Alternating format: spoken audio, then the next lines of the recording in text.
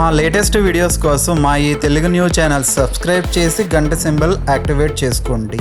Ration card పేదవారి identity. నెల రోజుల పాటు బతుకుబండి నడవాలంటే రేషన్ కార్డు ఉండాల్సిందే. నోటికి ఇంత ముద్ద పెట్టుకోవాలంటే రేషన్ కార్డు ఉండాల్సిందే. అందుకే దీన్ని పొందేందుకు పేద మధ్యతరగతి ప్రజలు ఎన్నో తిప్పలు పడుతూ ఉంటారు. అయితే ప్రభుత్వం ఈ మధ్య ఒక సంచలన నిర్ణయం తీసుకుంది. అదేంటంటే మీ దగ్గర రేషన్ కార్డు ఉంటే ఇక నుండి అది బంద్. రేషన్ కార్డు గురించి పీఎం మోడీ ప్రభుత్వం కొత్త స్కీమ్ తీసుకువచ్చింది.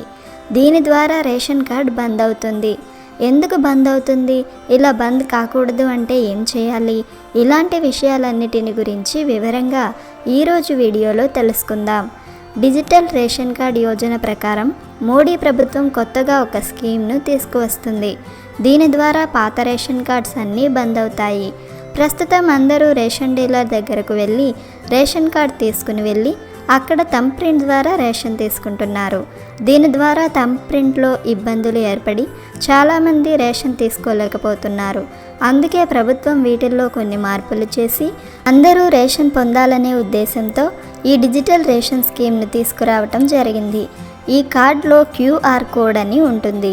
ఆ కోడ్ని స్కాన్ చేసి ఒక పిన్ ఎంటర్ చేసి రేషన్ తీసుకోవచ్చు. మనం ప్రతి నెల ఎంత రేషన్ తీసుకుంటున్నామో కేవలం రేషన్ షాప్ డీలర్కు మాత్రమే తెలిసేది. కానీ ఇప్పటి నుండి ఎవరికి వారు ఆన్లైన్లో చెక్ చేసుకోవచ్చు.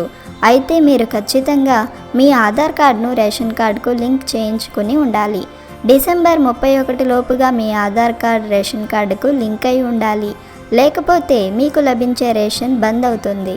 మరి తెలుసుకున్నారు కదా?